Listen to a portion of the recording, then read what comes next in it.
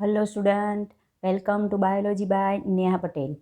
Standard 12થમાં આપણે chapter number 6 આનુવંશિકતાનો આણ્વીય આધાર, આજનો લેક્ચર નંબર 9. આપણે આ ટોપિકમાં અત્યાર સુધીમાં લાસ્ટ જે લેક્ચર થયો એમાં આપણે રેપ્લિકેશન એટલે કે ડીએનએ સ્વયંજનનની પ્રક્રિયા વિશે થોડી ઘણી માહિતી સ્ટાર્ટ કરી દીધેલી છે. આપણે ટોપિક સમજ્યા છીએ અર્ધરૂઢિગત પ્રણાલી એટલે શું અને તેને પ્રમાણ આપતો જે પ્રયોગ છે એના વિશેની માહિતી મેળવી ગયા છીએ. આજે વેરી આઈએમપી ટોપિક બરાબર છે. ટેક્સ્ટ બુકમાં જે તમને ઘણું બધું સળંગ આપેલું છે, આજે હું આ ટોપિકમાં ઘણું બધું એક્સ્ટ્રા તમને સમજાવવા જઈ રહી છું. ધ્યાન રાખજો, બહુ જ ધ્યાનથી રિપીટ કરીને જોવો પડે તો પણ આ લેક્ચર જોજો. પહેલાં એકવાર લેક્ચર જોયા બાદ તમે ટેક્સ્ટ બુકમાં વાંચશો તો તમને ટેક્સ્ટ બુકના બધા ટોપિક ખબર પડી જશે, કારણ કે ટેક્સ્ટ બુકમાં ઘણું બધું શોર્ટમાં આપેલું છે. આપણે આ ટોપિક થોડો ડિટેલમાં કરવા જઈ રહ્યા છીએ, એટલો કે જે તમને નીટમાં બહુ જ કામ લાગશે. વેરી આઈએમપી ઘણા બધા ક્વેશ્ચન આ ટોપિકમાંથી નીટમાં પૂછાઈ શકે છે. અને આ ટોપિક જો તમે ખાલી એનસીઈઆરટી ટેક્સ્ટ બુકમાંથી કરશો તો પૂરતો નથી. અમુક ટોપિક હું તમને કહી દઈશ કે એનસીઈઆરટીમાં પ્રોપર આપેલું છે. અહીંયા એવું એમ નથી કહેતી કે પ્રોપર નથી, પણ એમાં જે પણ ક્રમ છે એ જો તમે ટેક્સ્ટ બુકમાંથી જ વાંચવા જશો તો એક્ઝેક્ટલી તમને આઈડિયા આવશે નહીં. બરાબર, હું તમને કહેતી રહીશ કે ટેક્સ્ટ બુકનો આ પોઈન્ટ તમારે વાંચતો રહેવાનો છે. ચલો, આપણે તમારી text book page number 106, topic number 6.4.2 કાર્યપ્રણાલી અને ઉત્સેચકો. ઇનશોર્ટ ત્યાં તમે હેડિંગ પણ આપી શકો કે અહીંયા આપણે કોની કાર્યપ્રણાલી, ડીએનએ સ્વયંજનન જે રેપ્લિકેશન છે એની કાર્યપદ્ધતિ એટલે કે કઈ રીતે કાર્ય થાય છે, મિકેનિઝમ, અને એની સાથે સંકળાયેલા બધા ઉત્સેચકો વિશે ભણી રહ્યા છીએ.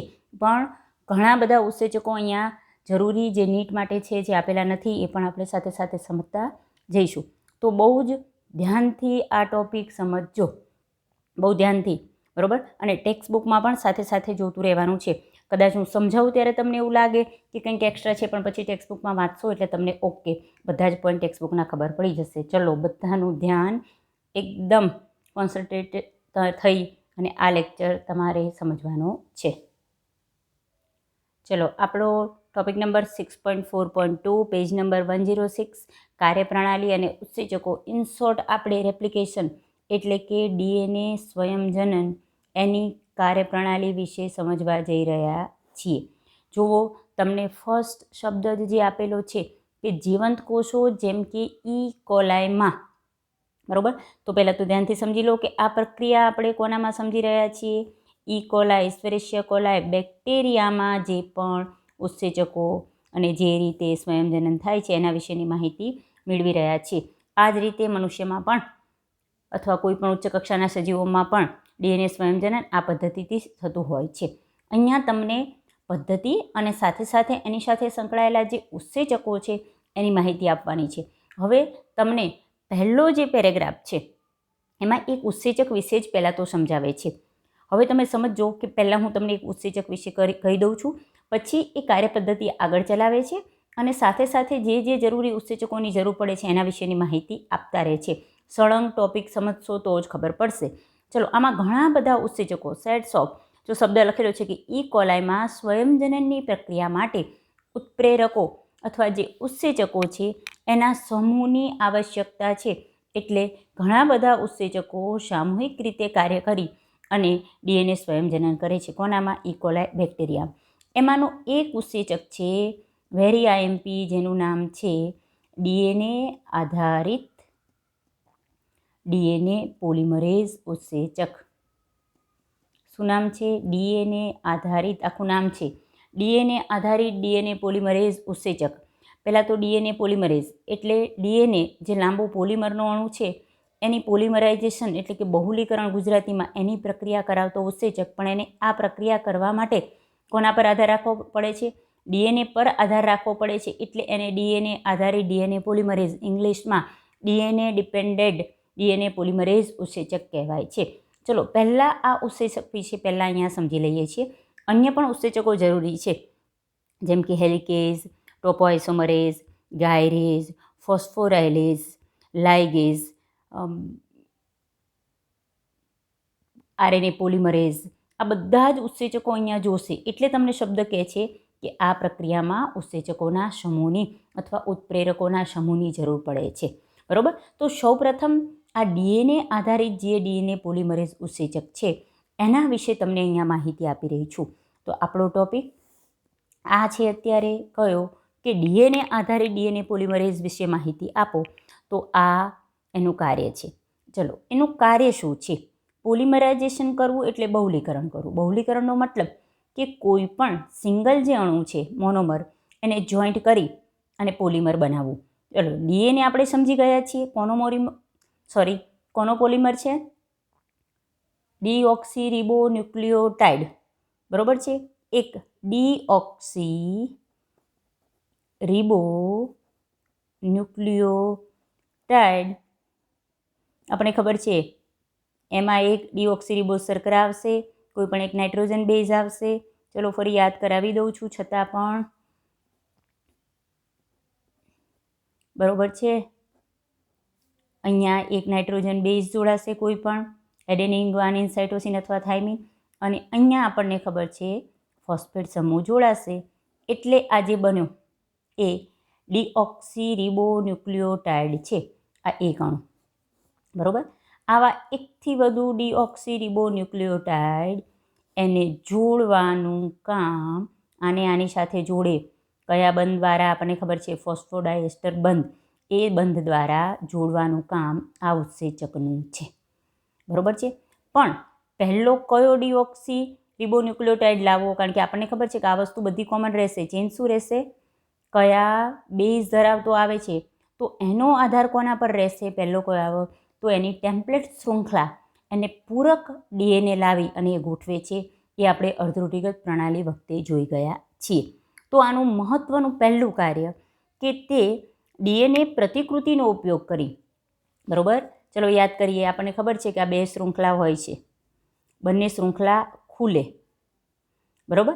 અને અહીંયા એને અનુરૂપ ધારો કે એડેનિન છે તો ગ્વાનિનવાળો ડીઓક્સીરિબોન્યુક્લિયોટાઇડ આવે.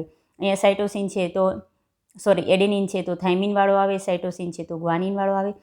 ઇન શોર્ટ એ કોઈ એક ટેમ્પલેટ શૃંખલા એને પ્રતિકૃતિ એટલે કે બીબા તરીકે ઉપયોગ કરી અને અહીંયા 1 by 1 આ રીતે એક ડીઓક્સીરિબોન્યુક્લિયોટાઇડ લાવતા જાય અને એને જોડવાનું કામ એટલે કે પોલિમરાઇઝેશન અથવા જેને કહેવાય બહુલીકરણ ગુજરાતીમાં, એ કરવાનું કાર્ય કોનું છે?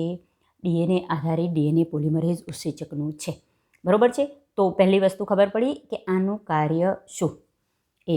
ચલો નેક્સ્ટ બીજું કહે છે કે આ ઉત્સેચક શું કરે છે? એનું વાક્ય ફરી એકવાર રિપીટ કરું છું. એનું કાર્ય જોવો તમારી સેકન્ડ લાઈન કે તે ડીએનએ પ્રતિકૃતિનો ઉપયોગ કરી ડીઓક્સી ન્યુક્લિયોટાઇડ જે શબ્દ લખેલો છે એનો મતલબ ડીઓક્સીરિબોન્યુક્લિયોટાઇડ એના બહુલીકરણને ઉત્પ્રેરિત કરે. એટલે એકથી વધુ આવા ડીઓક્સી ન્યુક્લિયોટાઇડ અથવા ડીઓક્સીરિબોન્યુક્લિયોટાઇડ સેમ વસ્તુ છે એને જોડી અને એનું બહુલીકરણ એટલે પોલિમરાઇઝેશન કરવાનું કાર્ય, એ કાર્યને ઉત્પ્રેરિત કરે છે. બરાબર છે. આ ઉત્સેચક ઘણો સક્ષમ છે. ચલો એના માટે બીજો શબ્દ કે આ ઉત્સેચક ઘણો સક્ષમ છે. ચલો એની કેપેસિટી જોરદાર છે. કેમ એ જોરદાર સક્ષમ છે? તો એના માટે કહે છે કે એ ખૂબ જ ઓછા સમયમાં, બરાબર છે, જુઓ તમે કે કેટલા સમયમાં આ કાર્ય કરે છે. આ ન્યુક્લિયોટાઇડ જોડે બીજો ત્રીજો, કારણ કે તે ખૂબ જ ઓછા સમયમાં ઘણા બધા આવા ન્યુક્લિયોટાઇડ જોડી, બરાબર, અને પોલિમર બનાવવાની પ્રક્રિયા કરે છે. એટલે ઓછા સમયમાં ઘણી બધી સંખ્યામાં આવા ન્યુક્લિયોટાઇડની બહુલીકરણની પ્રક્રિયાને શું કરે? ઉત્પ્રેરિત કરે. ઓછા સમયમાં ઘણા બધા ન્યુક્લિયોટાઇડ એનું બહુલીકરણ પ્રેરે છે. સ્પીડ બહુ છે ટૂંકમાં, એટલે આપણે એની કેપેસિટી જોરદાર છે, સક્ષમ છે એમ કહીએ. ચલો કેટલી સ્પીડ છે? તો અહીં ઉદાહરણ ધ્યાનમાં લેજો ખાસ કે ધારો કે તમને ઈ કોલાઈ કહે છે. આગળ જ આપણને ઈ કોલાઈમાં કેટલા ડીએનએમાં કેટલા નાઇટ્રોજન બેઝ હોય એ આપણને ખબર છે કે 4.6 × 10⁶. આગળ મેં કીધું હતું કે જો આ વારે વારે કામ લાગશે. આટલી બેઝ પેર છે, બરાબર છે. એ જોડવા માટે જુઓ કેટલી 4.6 × 10⁶ બેઝ પેર એ 18 મિનિટમાં જોડી નાખે છે. હવે ટેક્સ્ટ બુકમાં જરા જતા નહીં આ વસ્તુ માટે, હું પહેલાં તમને સમજાવું. ખૂબ જ ઝડપી. કેમ આ પ્રક્રિયા એ 18 મિનિટમાં કરી નાખે છે સમજો. આગળ જ આપણે જોયું કે ઇકોલાઈ અને આગળ જ આપણે જ્યારે પ્રમાણ જોયેલું કે ખરેખર અર્ધરૂઢિગત પ્રમાણે ઇકોલાઈમાં સ્વયંજનન થાય છે ત્યારે આપણે જુઓ કે જે પણ આપણે પહેલો ગાળો કે જ્યારે એનું સ્વયંજનન પૂરું થાય, કોષ વિભાજન પૂરું થાય, પહેલું કોષ વિભાજન 20 મિનિટે જોતા હતા. એટલે સમજી લો કે ધારો કે આ એક ઇકોલાઈ બેક્ટેરિયા છે, આ એમાં એનું ડબલ સ્ટ્રેન ધરાવતું ધારો કે ડીએનએ છે, અને આપણે એમ કીધું કે આમાંથી 2 કોષ બનવામાં ધારો કે કેટલી મિનિટ લાગે છે? 20 મિનિટ. આ કોના પરથી કહું છું? આગળ આપણે જે પ્રયોગ જોયો છે એમાં અર્ધરૂઢિગત પ્રણાલીમાં. તો આ એકમાંથી 2 કોષ બનાવવામાં 20 મિનિટ લાગે છે, પણ એ દરમિયાન એના જે ડીએનએ બેવડાય એમાં જ ઘણો બધો સમય, એટલે કે 18 મિનિટ તો આ ડીએનએ બનવામાં જ લાગી જાય છે. ખાસ ધ્યાન રાખજો, સમજાય છે? એટલે કે ધારો કે આ કોષ છે એ બેવડાય, એના બીજા ઘટકો પણ બેવડાય, સાથે સાથે એનું ડીએનએ પણ ડબલ થાય. એ ડીએનએ ડબલ થવાનો સમય, આનું ડીએનએ ઇકોલાઈનું એટલે કેટલી બેઝ પેર હોય? 4.6 × 10⁶ બેઝ પેર, એને એ 18 મિનિટમાં ડબલ કરી નાખે. પછી બાકીનું દ્રવ્ય પણ એનું અડધું થાય અને એ પ્રક્રિયા માટે એક્સ્ટ્રા 2 મિનિટ લાગે. એટલે ટોટલ 20 મિનિટમાં ઇકોલાઈમાંથી એકમાંથી 2 બેક્ટેરિયા થઈ જાય, પણ એમાં એનું ડીએનએ બેવડાવવામાં એટલે કે આટલી બેઝ પેર જોડવાની પ્રક્રિયામાં જ માત્ર 18 મિનિટમાં પૂરી થઈ જાય છે. બરાબર? અને આની કમ્પેરિઝન તમને કાઉન્સમાં આપેલું છે કે ધારો કે મનુષ્યમાં કરો તો મનુષ્યમાં તો કેટલી છે? 6.6 × 10⁹ બેઝ પેર છે, આનાથી ઘણી વધારે. તો તમે સમજી શકો કે મનુષ્યમાં ઘણો સમય લાગે છે, એપ્રોક્સિમેટલી 38 મિનિટ. બરાબર? કારણ કે મનુષ્યમાં કોષ વિભાજન, એક કોષમાંથી 2 કોષ થવામાં 40 મિનિટ જેટલો સમય લાગે એમ ગણીએ તો અહીંયા 38 મિનિટ જેટલો સમયગાળો સામાન્ય રીતે આમાં લાગે છે. બીજી વાત એટલે ખબર પડી તમને સ્પીડ આપી છે. તો આ બંને આંકડો જોતા સામાન્ય રીતે તમને એમ કહે છે કે 1 સેકન્ડમાં એ કેટલી બેઝ પેર આવી જોડતો હશે? 1 2 3. તો એ 2000 બેઝ પેર પ્રતિ સેકન્ડની સ્પીડથી કામ કરે છે, એટલે આપણે એને ઘણો સક્ષમ કહીએ. બરાબર? આપણો પોઈન્ટ હતો સેકન્ડ. પહેલો પોઈન્ટ હતો કે આ ઉત્સેચક કાર્ય કઈ રીતે કરે છે એ મેં સમજાવ્યું. તમારે અહીંયા 1 નંબર પોઈન્ટ આપવાનો છે. બીજું કે આ ઉત્સેચક ઘણો સક્ષમ છે. કેમ સક્ષમ છે? કારણ કે તે ખૂબ જ ઓછા સમયમાં ઘણા બધા ન્યુક્લિયોટાઇડનું બહુલીકરણ પહેરે. ધારો કે ઇકોલાઈ છે, એમાં 4.6 × 10⁶ બેઝ પેર છે. કાઉન્સ હમણાં ન જોશો તો જેમાં સ્વયંજનનને પૂર્ણ થવા માટે કેટલો મિનિટ લાગે? 18 મિનિટ સ્વયંજનન એટલે ડીએનએ સ્વયંજનન પૂર્ણ થવા માટે. પણ ઇકોલાઈને ડબલ થવા માટે તો કેટલી મિનિટ લાગે? 20 મિનિટ. પણ જ્યારે એનું આ જનીનદ્રવ્ય બેવડાતું હોય અને ડબલ થતું હોય, આટલામાં જ એને 18 મિનિટ લાગી જાય અને પછી એ વિભાજન પામી જાય. એટલે આ આંકડો અને આ આંકડો ખોટો નથી. ઘણા મિસઅન્ડરસ્ટેન્ડ પામે છે કે ઇકોલાઈને એકમાંથી 2 કોષ થવામાં, પ્રજનન કરવામાં કેટલો મિનિટ લાગે? 20 મિનિટ. પણ એમાં એનું ડીએનએ સ્વયંજનન થવામાં કેટલું લાગે? 18 મિનિટ. અને એનો ડીએનએ 4.6 × 10⁶ બેઝ પેર લાંબો છે. તો ઇન શોર્ટ આટલી બેઝ પેરને જોડવામાં એ 18 મિનિટ લગાડે. અને તો તમે એની 1 સેકન્ડમાં ગણતરી કરો તો એ 2000 બેઝ પેર 1 સેકન્ડમાં જોઈન્ટ કરી આપે છે. તો વિચાર કરો, 1 સેકન્ડમાં આવા કેટલા 2000 બેઝ પેરને જોડવાની છે. આ તો એક ન્યુક્લિયોટાઇડ છે, એટલી બેઝ પેરને જોડવાનું કામ કરે અને કાઉન્સમાં લખેલું છે. તો પછી આની સરખામણી તમે મનુષ્યના જે ડીએનએ છે એના બહુલીકરણ સાથે કરો તો મનુષ્યમાં તો કેટલી છે? 6.6 × 10⁹ બેઝ પેર છે. તો કેટલું? પણ છતાં પણ એની સ્પીડ આટલી રહે છે. તો આ આંકડો પણ આપણે યાદ રાખીશું. બરાબર? ચલો, એટલે સ્પીડમાં કામ કરે છે. અરે ભાઈ, બીજું પણ આનું બહુ જોરદાર કામ છે. હંમેશા એવું થાય કે કોઈ કામ તમે સ્પીડમાં કરવા જાઓ તો ભૂલો થવાની શક્યતા બહુ રહી જાય. બરાબર છે? કોઈ વ્યક્તિની આપણે એમ કે કેપેસિટી બહુ સારી છે, બહુ સ્પીડમાં કામ કરી નાખે છે, પણ એનું કામમાં ભલીવાર નથી. રીઝન કે બહુ સ્પીડમાં કામ કરવા જાય તો કામમાં ચોકસાઈ ન પણ આવે, ઠેકાણું પડતું નથી. અહીંયા આ ઉત્સેચક એ પણ થવા દેતો નથી. આ ઉત્સેચક આટલી ઝડપી તેઓ કામ કરે છે એટલે માત્ર એ ઝડપી બહુલીકરણ પ્રેરતો નથી, પરંતુ આ પ્રક્રિયા ખૂબ જ ચોકસાઈથી પણ કરે છે. કેમ સક્ષમ કહીએ? સમજાય છે? 2 કારણ થયું. ખૂબ જ ચોકસાઈથી કાર્ય કરે છે. કેટલું ચોકસાઈથી કાર્ય કરે છે? ક્યાંય 1 બેઝ પેર પણ ગોઠવવામાં ભૂલ થતી નથી. આપણને ખબર હોય કે ધારો કે એ એકને ટેમ્પલેટ તરીકે વર્તે, અહીંયા આવો કોઈ ક્રમ છે, ટેમ્પલેટ શૃંખલા આપણે હવે સમજી ગયા છીએ કે કોઈ એક છૂટી પડતી શૃંખલા, પછી ધારો કે અહીંયા આવી રીતે બીજી શૃંખલા આ છૂટી પડી હોય એની, તો એ ક્યાંય ભૂલ નથી કરતું. એ હોય તો સામે ટી વાળો, ટી હોય તો એ અહીંયા એ સી જી ટી એ લાવે અને એને આમ ફટાફટ જોડતો રહે. બરાબર, ખૂબ જ સ્પીડમાં કામ કરે છે, પરંતુ ખૂબ જ ચોકસાઈથી પણ કરે, ક્યાંય મિસ્ટેક નથી કરતો. એ તો ટી વાળો જ લઈ આવે, ટી તો એ વાળો ન્યુક્લિયોટાઇડ લઈ આવે, ટી તો એ વાળું, જી હોય તો સી, સી હોય તો જી. બહુ ચોકસાઈથી એ ન્યુક્લિયોટાઇડ લઈ અને પોતાની આ નવી શૃંખલાનું નિર્માણ કરવાનું કાર્ય ડીએનએ આધારે ડીએનએ પોલિમરેઝ કરે છે.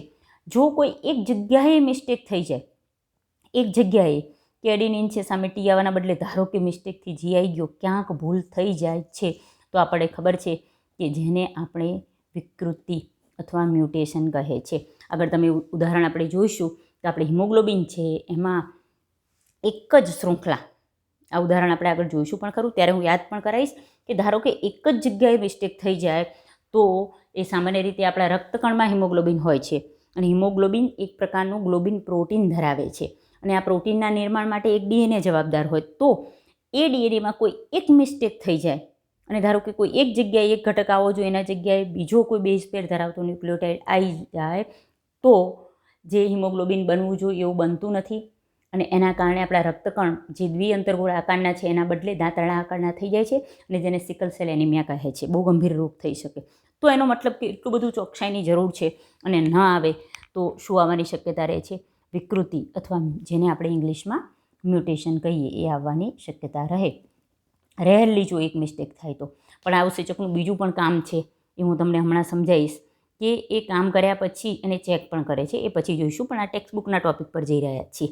બરાબર, તો અહીં આપણે આ વસ્તુ તમને જુઓ, અહીં સુધીનો પોઈન્ટ ત્યાં જરા લાઈન કરી દેજો, કારણ કે આપણે કાર્યપ્રણાલી અને ઉત્સેચકો સાથે સાથે ભણી રહ્યા છીએ. સૌથી પહેલું તો આપણે ડીએનએમાંથી ડીએનએ બનાવવું છે, તો આવું ડીએનએ જોડવાનું કામ કયો ઉત્સેચક કરે? ડીએનએ આધારિત ડીએનએ પોલિમરેઝ. ઉત્સેચકનું લિસ્ટ લાસ્ટમાં જોઈશું, કારણ કે કાર્યપ્રણાલી અને સાથે ઉત્સેચકો આપે છે ને, ઉત્સેચકનું કોઈ મહત્વ હોય તો એ પણ સમજાવતા જાય છે. તો આપણે એક પ્રકારનો મહત્વનો ઉત્સેચક ડીએનએ આધારિત ડીએનએ પોલિમરેઝ વિશે માહિતી આપો તો તમારે અહીં સુધી લખવાનું છે. ત્યાં સુધી જે મ્યુટેશનવાળો ટોપિક છે ટેક્સ્ટ બુકમાં વાંચું છું, પહેલા પેરેગ્રાફમાં જુઓ, અહીં સુધી લખેલું છે કે સ્વયંજનનમાં જો કોઈ ભૂલ થાય તો એના કારણે વિકૃતિ ઉદ્ભવે છે, પરંતુ આ ઘટક બહુ જ ચોકસાઈથી કાર્ય કરે છે. આટલો પોઈન્ટ એ તમારો શું દર્શાવે છે? ડીએનએ આધારિત ડીએનએ પોલિમરેઝ વિશેની માહિતી દર્શાવે છે. ચલો પહેલાં તમને ટેક્સ્ટ બુકમાં દર્શાવી દઉં. આપણે કાર્યપ્રણાલી અને ઉત્સેચકોવાળો ટોપિક છે. પહેલો પોઈન્ટ અહીંયા કે જીવંત કોષોમાં ઇકોલાઈમાં સ્વનંજન માટે ઉત્સેચકોના સમૂહની જરૂરિયાત છે. આટલો વિડીયો સાંભળ્યા પછી જરાક આટલો પેરેગ્રાફ વાંચી લેજો અને નોટ્સ બનાવી લેજો. પહેલો પોઈન્ટ શું આપવાનો? એક મુખ્ય ઉત્સેચક. તો પહેલો ક્વેશ્ચન કે અહીંયા ઘણા બધા ઉત્સેચકો કાર્ય કરે છે, ઉત્સેચકોના સમૂહની આવશ્યકતા છે, પણ મુખ્ય ઉત્સેચક કોણ છે? તો આખું લાઈન કરવાની છે, ડીએનએ આધારિત ડીએનએ પોલિમરેઝ. બરોબર છે? તો અહીંથી નંબર આપવાનું ચાલુ કરવાનું છે. આ ઉત્સેચક માટે પૂછે છે તો એક આ પોઈન્ટ પહેલો કે તે ડીએનએ પ્રતિકૃતિનો ઉપયોગ કરી અને એના બહુલીકરણની પ્રક્રિયાને ઉત્પ્રેરિત કરે છે. બીજો પોઈન્ટ, આ ઉત્સેચક ઘણો સક્ષમ છે, કારણ ખૂબ જ ઓછા સમયમાં ઘણી બધી સંખ્યામાં ન્યુક્લિયોટાઇડના બહુલીકરણને ઉત્પ્રેરિત કરે છે. એમાં ઉદાહરણ લઈશું કે કેટલો સ્પીડમાં, તો ઈ કોલાઈમાં 4.6 × 10⁶ બેઝ પેર જોવા મળે છે, જેમાં સંયોજન પૂર્ણ થવા માટે કેટલી લાગે? 18 મિનિટ લાગે છે. કૌંસમાં કહે છે કે તમે એની સરખામણી મનુષ્ય સાથે કરી શકો છો કે જેમાં 6.6 × 10⁹ બેઝ પેર હોય. બરોબર છે? ચલો, એનો મતલબ કે એની સ્પીડ કેટલી થઈ? તો આ પણ યાદ રાખશું કે 2000 બેઝ પેર પ્રતિ સેકન્ડની સ્પીડથી એ બહુલીકરણને ઉત્પ્રેરિત કરી રહ્યો છે. થર્ડ પોઈન્ટ, આ માત્ર બહુલીકરણને ઝડપી જ નથી કરતો, એટલે ઝડપી તો કરે છે, સાથે સાથે પ્રક્રિયાને ખૂબ જ ચોકસાઈથી ઉત્પ્રેરિત કરે છે. કેટલું ચોકસાઈથી? તો સ્વયંજનનમાં કોઈ ભૂલ થવા દેતો નથી. જો એકાદી પણ ભૂલ થાય તો શું થાય? વિકૃતિ ઉદ્ભવે છે. અહીંયા તમારે લાઈન કરી દેવાની છે. આટલું ડીએનએ આધારિત ડીએનએ પોલિમરેઝ ઉત્સેચક વિશે સમજાવો તો લખવાનું રહેશે. ખબર પડી છે? આ પોઈન્ટ સમજાવું છું. કાર્યપ્રણાલીમાં નેક્સ્ટ સ્ટેપ થાય છે કે આ વસ્તુ શું છે, આ પોઈન્ટ તમને સમજાવું છું. હવે પછીનો પોઈન્ટ જે સમજાવું છું અહીંથી વાંચવાનું છે કે તદુપરાંત આ પ્રક્રિયા ઉર્જાની દ્રષ્ટિએ ખર્ચાળ છે. એ નેક્સ્ટ પોઈન્ટમાં આવે છે, અહીંયા લાઈન કરી દેજો. આટલું અહીંથી સ્ટાર્ટ કરીને આટલું, ઘણા ઉત્સેચકોની જરૂર છે. પહેલો ઉત્સેચક સ્ટાર્ટ કર્યો, મુખ્ય ઉત્સેચક, ત્યાંથી અહીં સુધી લાઈન કરવાની છે. ધ્યાન રાખજો, આગળ પણ મેં કીધું છે કે આમાં બધું સળંગ જઈ રહ્યું છે. એક પણ શબ્દ મિસ થશે તો ખબર પડશે નહીં. આટલો પોઈન્ટ પેરેગ્રાફ કરી લો. ચલો, આટલું શેમાં લખવાનું છે? તમને હેડિંગ આપવાનું છે મુખ્ય ઉત્સેચક ડીએનએ આધારિત ડીએનએ પોલિમરેઝ વિશેની માહિતી, અને એના 3 પોઈન્ટ આ રીતે અલગ પાડવાના છે. બરાબર, આ વસ્તુ હવે હું સમજાવી રહી છું. ટેક્સ્ટબુક ધ્યાન રાખજો અને જોડે જોડે હું જે સમજાવું છું એ ટોપિક સમજતા રહેજો. ચલો, તમને ત્યાં 3 લાઈન આપી છે, પણ આ ટોપિક એકદમ ધ્યાનથી સમજજો. એક પણ શબ્દ અહીંયા મિસ કરતા નહીં. આપણે કાર્યપદ્ધતિમાં આપણે એમ કીધું કે એકચ્યુઅલી પહેલાં તો આ રીતે આગળ જ આપણે ખબર છે કે 2 શૃંખલા ખુલ્લી થાય એ પછી સમજાવવું. અહીંયા તમને કીધું કે આને જોડવાનું કામ કોણ કરે છે? આ ધારો કે થાઇમિન ધરાવતો ડીઓક્સીરિબોન્યુક્લિયોટાઇડ આવ્યો, પછી એડિનિન ધરાવતો, પછી સાઇટોસિન ધરાવતો ગ્વાઇન. આને જોડવાનું કામ ડીએનએ આધારિત ડીએનએ પોલિમરેઝ ઉત્સેચક કરે. આ એક સાથે બીજો સાથે ત્રીજો, એટલે જોડવાનું કામ ડીએનએ આધારિત ડીએનએ પોલિમરેઝ કરે. પણ હવે આપણે કાર્યપદ્ધતિ પર જઈએ તો સૌથી પહેલાં તો આ વસ્તુ આપણને હાજર જોઈએ. આ ટીનો મતલબ શું છે? આગળ પણ મેં સમજાવ્યું છે. થાઇમિન ધરાવતો ડીઓક્સીરિબોન્યુક્લિયોટાઇડ, એનો મતલબ કે એડેનિન ધરાવતો. પહેલાં આની વાત કરીએ. ચલો, આપણો ફર્સ્ટ અહીં એડેનિન છે. ડીએનએ આધારિત કેમ કે છે સમજાયું ઓલો ઉત્સેચક. રીઝન કે અહીંયા પહેલો થાઇમિનવાળો લાવવાનો છે, એના માટે એ આ શૃંખલાને ટેમ્પલેટ, પ્રતિકૃતિ કે બીબા તરીકે ગણી અને એને ખબર પડે કે અહીં એડેનિન છે તો મારે પહેલો થાઇમિન ધરાવતો ન્યુક્લિયોટાઇડ લાવવાનો છે, બીજો થાઇમિન છે તો મારે એડેનિનવાળો લાવવાનો છે, ત્રીજો ગ્વાનિન છે તો સાઇટોસિનવાળો, સાઇટોસિન તો ગ્વાનિનવાળો. સેમ આ સાઈડ પણ થતું રહે. આપણે એક સાઈડની પ્રક્રિયા ખાલી ભણી રહ્યા છીએ. ખબર પડી? ચલો, તો આ પહેલો ટીનો મતલબ કે થાઇમિન ધરાવતો, અહીંયા દોરું છું ફરી, કે થાઇમિન ધરાવતો અહીંયા થાઇમિન હોય નાઇટ્રોજન બેઝ તરીકે, એવો ન્યુક્લિયોટાઇડ લાવવો જોઈએ. આખો એક ન્યુક્લિયોટાઇડ છે. અહીંયા જે ટી છે એ આ એક આખી વસ્તુ માટે દર્શાવેલી છે. એ ધ્યાન રાખજો, ભૂલતા નહીં. કારણ આગળ પણ તમને ખબર છે કે આ વસ્તુ બધા જ ન્યુક્લિયોટાઇડમાં કોમન રહે છે, એટલે આપણે એ દર્શાવતા નથી. ચેન્જ માત્ર નાઇટ્રોજન બેઝમાં રહે છે. બરોબર છે? એટલે અહીંયા ટી લખેલું છે. તો આ આવવો જોઈએ. પછી એડેનિન ધરાવતો લાવવાનો અને એને જોઈન્ટ કરવાનું કામ ડીએનએ આધારિત ડીએનએ પોલિમરેઝ કરે. હવે અહીંયા શબ્દ શું છે કે આ પ્રક્રિયા તમને શબ્દ લખ્યું છે કે ઉર્જાની દ્રષ્ટિએ જોવા જાઓ તો ખૂબ જ ખર્ચાળ છે. એટલે અહીંયા ઉર્જાની ખૂબ જ જરૂર પડે છે. બરાબર, શક્તિની જરૂર પડે છે, કારણ કે ઘણા બધા બંધ બનાવવાના છે અને જ્યાં પણ બંધ બનતો હોય ત્યાં શક્તિની ખૂબ જરૂર પડે છે.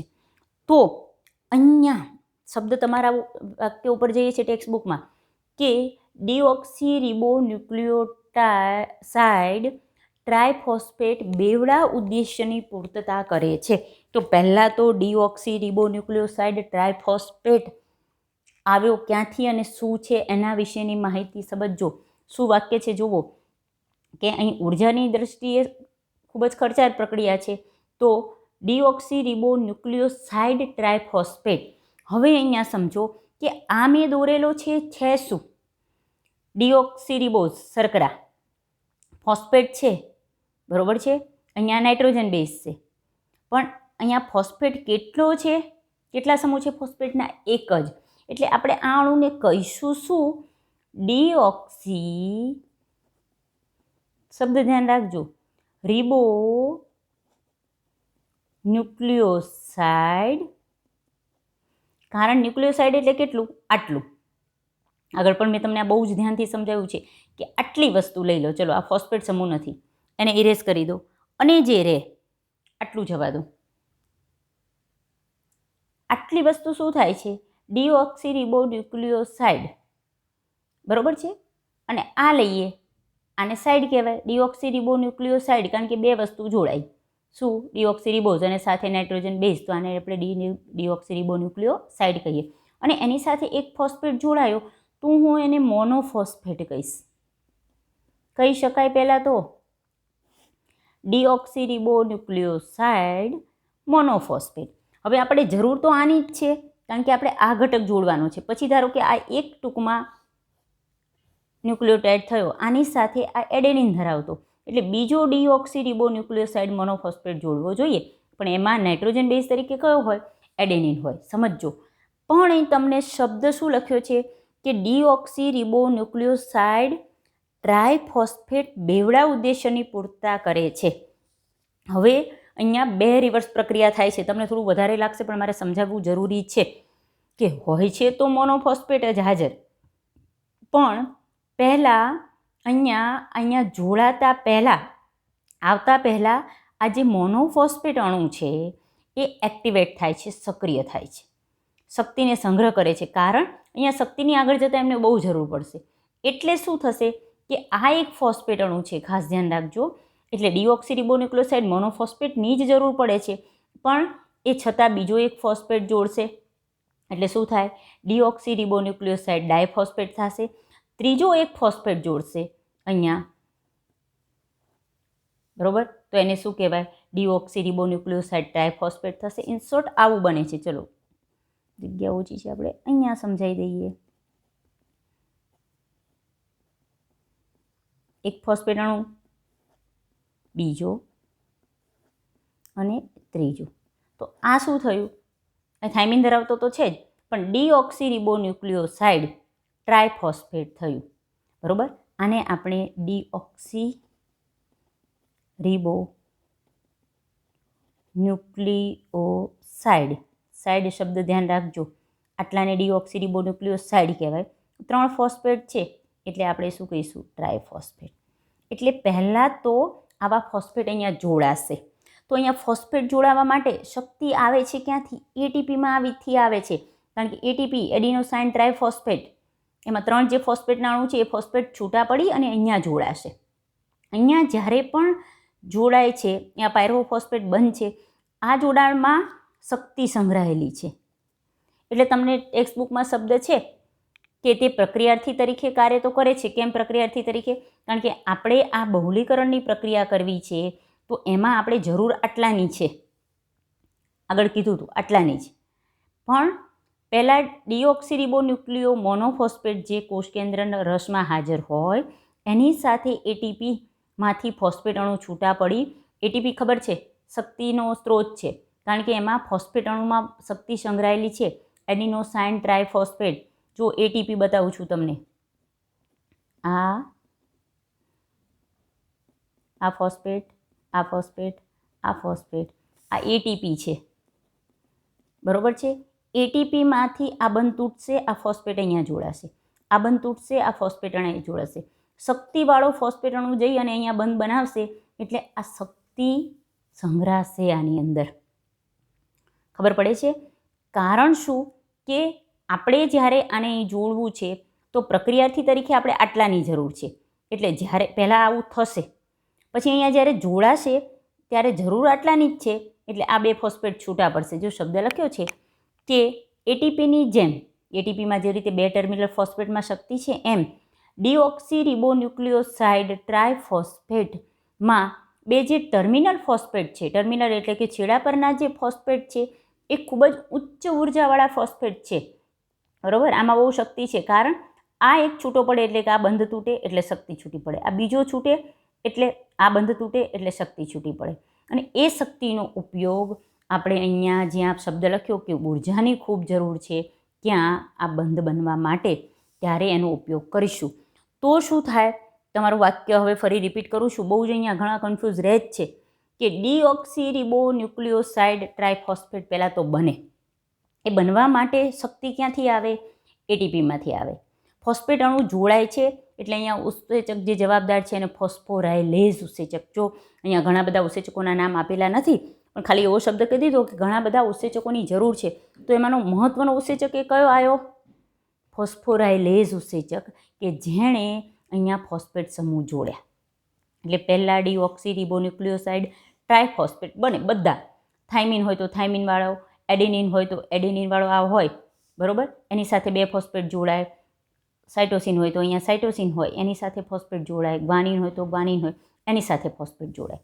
ચલો, આપણે જરૂર ભલે આટલાની જ છે, પરંતુ ફોસ્ફેટ જોડાય અને પહેલાં એક્ટિવેટ થશે, સક્રિય થશે. કારણ કે અહીં જ્યારે જોડીશું ત્યારે શક્તિની જરૂર પડશે. ક્યાં એ હું તમને બતાવીશ, બરાબર? એટલે 2 કામ કરે ડીઓક્સીરિબોન્યુક્લિયોસાઇડ ટ્રાયફોસ્ફેટ. એટલે આ બધાને ડીઓક્સીરિબોન્યુક્લિયોસાઇડ ટ્રાયફોસ્ફેટ થઈ જાય. ખરેખર મોનોફોસ્ફેટની જરૂર, પણ જ્યારે આવે ત્યારે ટ્રાયફોસ્ફેટ સ્વરૂપે આવે. પછી જ્યારે જોડાશે ત્યારે 2 ફોસ્ફેટ દૂર થશે, બરાબર છે? એટલે શક્તિ મળશે અને એ શક્તિ અહીંયા હાઇડ્રોજન બંધ બનવામાં વપરાશે. એટલે વાક્ય ખબર પડી કે ડીઓક્સીરિબોન્યુક્લિયોસાઇડ ટ્રાઇફોસ્ફેટ બેવડા ઉદ્દેશ્યની પૂર્તતા કરે છે. એટલે આપણા બે કામ પૂરા કરે. એક, એ પ્રક્રિયાર્થી તરીકે કાર્ય કરવા ઉપરાંત, એટલે એક પ્રક્રિયાર્થી તરીકે કાર્ય તો કરે જ, એટલે આનું કામ એક પ્રક્રિયાર્થી તરીકે કાર્ય કરવાનું. કઈ પ્રક્રિયાના પ્રક્રિયાર્થી તરીકે?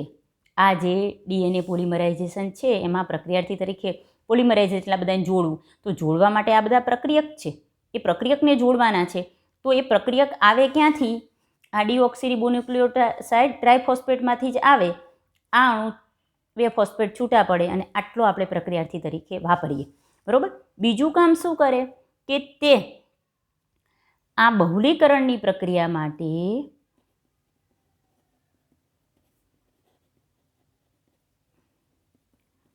ઉર્જા પ્રદાન કરે છે. કારણ કે આપણે કીધું કે આ પ્રક્રિયા ઉર્જાની દ્રષ્ટિએ ખૂબ જ ખર્ચાળ છે. કઈ રીતે ઉર્જા પ્રદાન કરશે ખબર પડી કે આ કોણો આવ્યો થાઇમિન ધરાવતો, બરાબર, અને આટલો પ્રક્રિયાર્થી તરીકે વપરાશે, આ બંધ છૂટા પડશે અને એ ઉર્જા અહીંયા એડેનિન સાથે થાઇમિનનો હાઇડ્રોજન બંધ બનવામાં વપરાશે. ચલો બીજો કયો આવે? ડીઓક્સીરિબોન્યુક્લિયોટાઇડ ટ્રાઇફોસ્ફેટ, પણ એડેનિનવાળો આવે.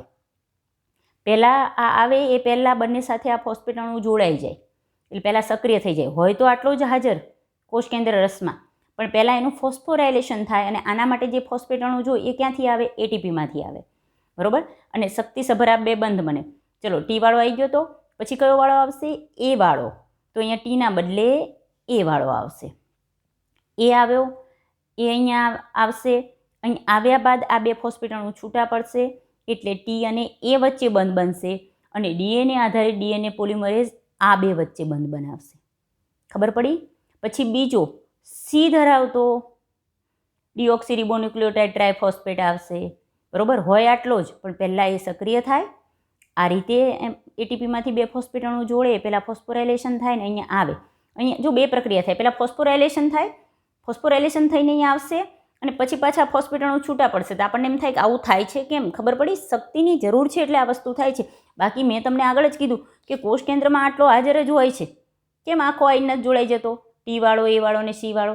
રીઝન કે અહીંયા આ બે વચ્ચે હાઇડ્રોજન બંધ બનવાની જરૂર છે અને એના માટે જે શક્તિની જરૂર છે, સાથે સાથે આ બહુલીકરણની પ્રક્રિયા માટે પણ શક્તિની જરૂર છે. તો એ શક્તિ માટે પહેલાં એ 2 ફોસ્ફેટ ગ્રહણ કરી લે. આપણને મોનોફોસ્ફેટની જરૂર છે, પણ એ ટ્રાઇફોસ્ફેટ સ્વરૂપે આવે. અહીં જ્યારે જોડાશે ત્યારે 2 ફોસ્ફેટ સમૂહ દૂર થતા જશે. આ પ્રક્રિયક તરીકે કાર્ય કરીને અહીંયા જોડાતો રહેશે અને આ શક્તિ એ અહીંયા બંધ બનાવવા અને બહુલીકરણની પ્રક્રિયામાં વપરાશે. પછી કયો આવશે? સી છે. તો ચલો ગ્વાનિનવાળો. તો ગ્વાનિનવાળો પણ પહેલાં 2 ફોસ્ફેટ અણુ ગ્રહણ કરી લેશે, ડીઓક્સીરિબોન્યુક્લિયોસાઇડ ટ્રાઇફોસ્ફેટ બનશે. અહીંયા આવ્યા બાદ ફરી પાછું ડિફોસ્ફેરીકરણ થશે, આ 2 ફોસ્ફેટ અણુ દૂર થશે અને પ્રક્રિયાર્થી તરીકે કાર્ય કરીને અહીં જોડાશે. ડીએનએ આધારે ડીએનએ પોલિમરેઝ આને જોડતો રહેશે અને સાથે સાથે આ બંધ પણ બનતો રહેશે. એમ સાથે સાથે અહીંયા એ એડેનિન થાઇમિન હોય તો 2 બંધ બને, ખબર છે, ગ્વાનિન અને સાઇટોસિન હોય તો 3 બંધ બને. તો આ બધા બંધ બનાવવા માટે જે શક્તિ જોઈએ છે એ આ ફોસ્ફેટ અણુમાંથી આવે છે. એટલે તમારું આ વાક્ય હવે પૂરું થાય છે. એટલે આ પેરેગ્રાફ અલગ પાડવાનો છે કે તદુપરાંત ઉર્જાની દ્રષ્ટિએ આ પ્રક્રિયા ખૂબ જ ખર્ચાળ છે. એટલે પહેલાં મેં સમજાવ્યું કે ડીઓક્સીરિબોન્યુક્લિયોસાઇડ મોનોફોસ્ફેટ કોષ કેન્દ્ર રસમાં હાજર હોય એ 2 ફોસ્ફેટ અણુ એટીપીમાંથી ગ્રહણ કરે, કે એડિનોસાઇન ટ્રાઇફોસ્ફેટ મેં દોરેલો છે, આ એટીપી છે. એના 2 ટર્મિનલ ફોસ્ફેટ જે શક્તિવાળા છે એ છૂટા પડશે, એ એએમપીમાં રૂપાંતર પામશે. આ 2 ફોસ્ફેટ અણુ અહીંયા જોડાતા જશે. આ જ વસ્તુ આપણે અહીં દર્શાવેલી છે. એટલે આપણે બની ગયું ડીઓક્સીરિબોન્યુક્લિયોસાઇડ ટ્રાઇફોસ્ફેટ. હવે તમને કહે છે કે એ બેવડા ઉદ્દેશ્ય કરશે. એક, પ્રક્રિયાર્થી તરીકે વર્તશે, કારણ કે પ્રક્રિયાર્થીમાં આપણે આટલો જોઈએ છે અને આ 2 ફોસ્ફેટ અણુ જ્યારે ત્યાં જઈને જોડાશે ત્યારે 2 છૂટા પડશે. એટલે બહુલીકરણની પ્રક્રિયા માટે આ બંધ છૂટા પડી અને ઉર્જા પણ પ્રદાન કરે છે. બરોબર છે. અને અહીંયા જે ઉત્સેચક છે, જોડાવતી વખતે ફોસ્ફોરાયલેઝ, પછી દૂર કરતી વખતે ડિફોસ્ફોરાયલેઝ, આ રીતે બીજા પણ ઉત્સેચકો અહીંયા કાર્ય કરે છે. ખબર પડે છે? ઇન શોર્ટ જોવો, શોર્ટમાં કહી દઉં તો કંઈક આવું થાય છે. એક જ પેરેગ્રાફ આપણે જોયું છે. આગળ મેં કીધું કે આમાં બહુ જ સમય લાગે છે. ડીઓક્સી એડિનોસાઇન મોનોફોસ્ફેટ હાજર હોય. સમજાયું? ડીઓક્સી એડિનોસાઇન મોનોફોસ્ફેટ એટલે શું? આ ઘટક એક જ ફોસ્ફેટ અણુ અને અહીંયા એડેનિન હોય તો એને એટલે ટૂંકમાં આવું હોય, એક દોરીને બતાવું. અહીંયા એડેનિન, બરાબર, CH2 અને એક P ફોસ્ફેટ PO4 માઇનસ અથવા P બતાવું છું. આને DMP કહેવાય, ડીઓક્સી એડિનોસાઇન મોનોફોસ્ફેટ, બરાબર. એ એટીપીમાંથી શક્તિ લે ફોસ્ફોરાયલેઝ